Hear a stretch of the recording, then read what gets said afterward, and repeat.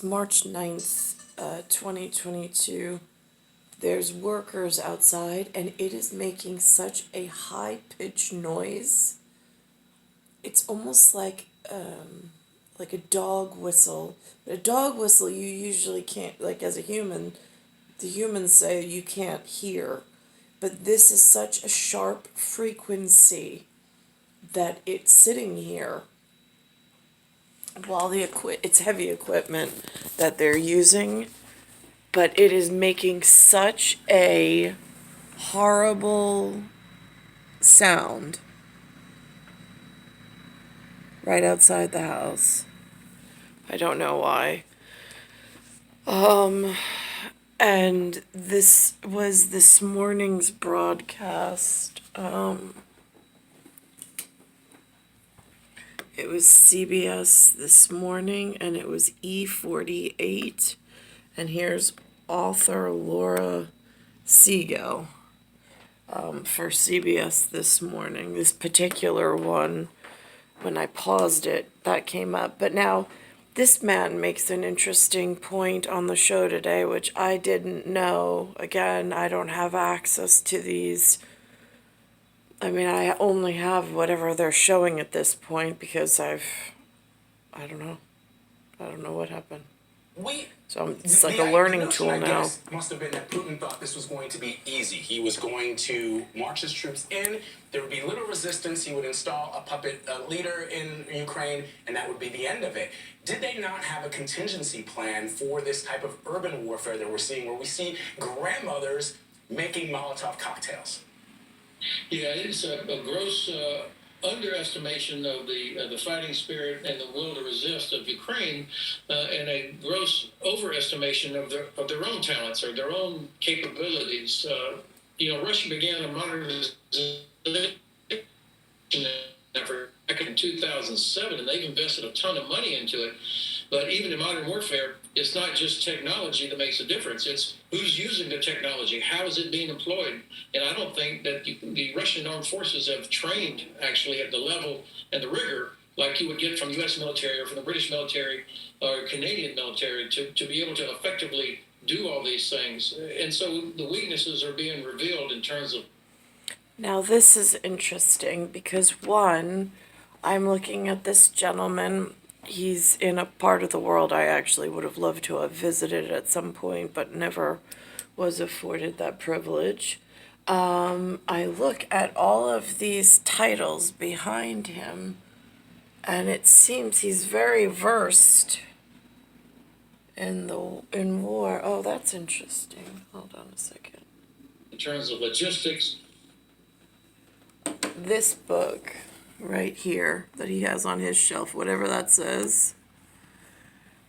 Somebody gave that to me first time at the rodeo, which was an Isuzu rodeo problem straight from the get-go. I don't know how that got written in, but it was this road to disaster where I'm standing at the moment. So now he's speaking on what it's titled as is Ukraine Theater of War. Again, he's a former commander. This is how they have him labeled. I'm not labeling him. Of U.S. forces in Europe on the state of the conflict. U.S. forces in Europe. State of the conflict. Again, they use their words. I mean, their words usually make more sense to me when they speak, but I don't hear them often speak. They don't really make televised whatever. So that's interesting. Terrible maintenance. The fact that they don't have sergeants like we do that can enforce discipline. Now again, that's the word sergeant. That's like a tier level of, I mean, I'll joke with whatever, tyranny, but it's not. I mean, it's not how I look at it, because tyranny for me, it's the sea. The other side's Adriatic. It's near the Mediterranean Sea, but whatever. But there is tiers, usually, like we had railroad ties and tiers of planters when I lived in Cold Spring Harbor. So there are tiers of words, and then they have separate function, like whatever's inside of their growth, whatever, like if those are the sectors or whatever. But so the words sergeant doesn't really, I don't understand what that really means. But I know some people who actually had the privilege of being able to find service members and a route into a better life. They know what that means. So I appreciate him when he speaks, but it's again like speaking NFL, NBA, movie producer land. I got couch potato seat, and I got a whole bunch of humans, and it's like wah wah wah wah wah wah at times. That's where we're seeing the difference. And so, of course, as a result of this, the Kremlin has changed their plan to a war of attrition, which means they're going to smash every town and city to create this terrible refugee flow, the weaponization of refugees, if you will, to put pressure on the Zelensky government and also on other European governments who now have more than 2 million Ukrainian refugees that they're taking care of in Poland and other Central and Eastern European countries. Now that's interesting because they're on the TV, on this TV anyway, on this U.S. TV.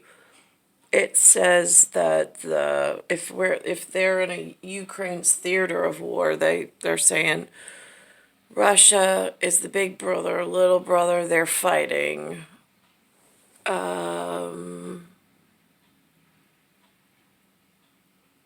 But then they've caused refugee crisis before, or so they claim, whoever runs the state media, or so the commoner story goes, the rumor mill spreads, that there was like an Afghan refugee, there was a Haitian refugee, there were a couple of other so who started those? And what was the end game and plan? Is that like a disguised invasion? Because, I mean, again, Poland, they said yesterday, was able to take the Ukraine refugees rather quick, whereas some of the other refugees trying to infiltrate North America had a big problem or had a longer wait period. I don't understand how they even got that piece of theater through, but here we are at, I don't, how does this work? Ventures. General, you touched on the ground attack. I want to talk about the air attack. Yesterday, the Pentagon rejected an offer from Poland who said that they would give the U.S. fighter jets to provide to Ukraine. Was it right for them to turn down that offer for a shipment of fire? Now, here's the thing. He's speaking in something they have labeled as Times Square, but he's clearly inside North America because that's New York. And he's speaking to a U.S. an US member at Rock, Paper, Scissors. But he's speaking about Polish matters of family members that he's not Polish. So now if this is family business and there's some form of confidentiality that needs to be kept at some point, I'm a little confused how the non-Polish member is speaking from an us position where I, as part of the us, have been harmed and abused entire appearance. I mean, there's been lag in the abuse, but for the most part, all the opportunity and everything was taken and given to somebody else, and somebody staged somewhere in the theater this happening. I just don't know who. But I am seeing someone got somewhere special in the world. And now he's putting himself inside Polish business. And then people wonder how these leaks and this misinformation, disinformation happen. Well, the messenger is not Polish. He's also not part of the North American envelope with Canada in the us, because he doesn't match the rock, paper, scissors system of anchor of reality and whatever. So now this gets confusing. All right, fighter jets. Because now they're talking about fighter jets. Yesterday, they were saying whatever. Well, not he wasn't there, but they were talking about Soviet jets and other jets, and it was like, wait, what? This is, I mean, again, Excellent question and an excellent point. I don't think the book is closed on this yet. Okay. For sure, Ukraine needs the capabilities to be able to defend themselves. That's all they're asking for, actually. They're not asking for American troops. They're asking for the tools so they can defend themselves. Poland, I think, in a very good initiative, has said, okay, well, we can provide about a third of our Air Force for Ukraine, because Ukrainian pilots would already know how to fly these particular aircraft.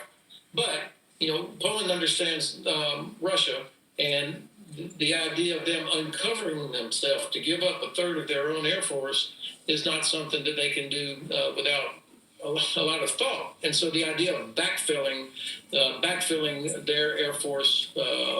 and then to think that there's this level of conversation because there's somebody in the North American envelope that needs to know things because they've been a casualty in the field, let's call it at the moment.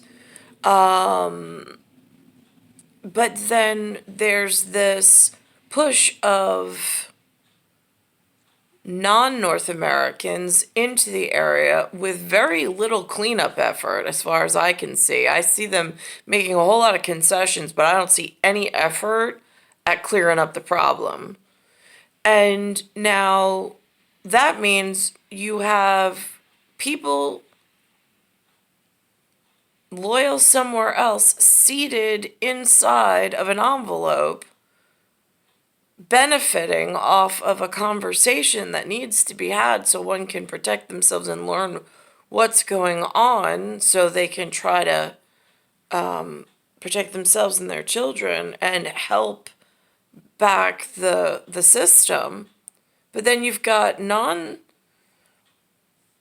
for lack of a better term, us sitting there just absorbing it and passing it along in like there's cost benefit, and then there's like, he used the word attrition differently, but there's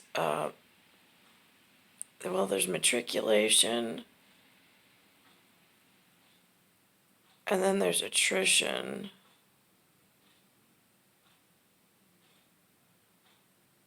There is a third word. I forget the word, where the soil has to be aerated so it has more whatever. Because that's what it feels like this is at the moment. There are people in seats that look to watch this stuff, and they just cause more chaos in between it all. And I'm just sitting here in genuine effort trying to figure out, like, where did my parents and myself go wrong so I could figure out how to get where I need to be to keep myself safe, my kids safe, and be part of the fix-it process rather than the being taken advantage of process. And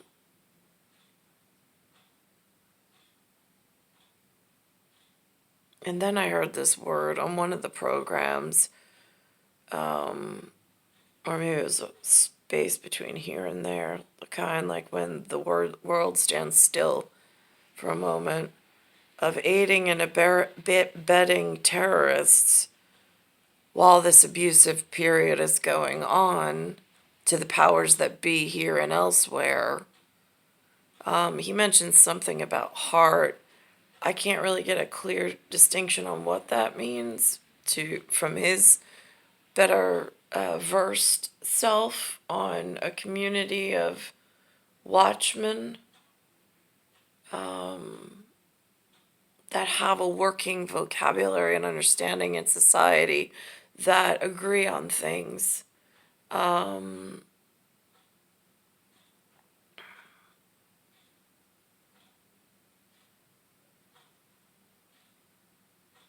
So for me right now, it's star 1978, star 8378, Nicole, Cattaruzza, it's Earth, solar system, Milky Way, universe, galaxy is broken, and it's Bayside Station, Bayside, New York, 11361.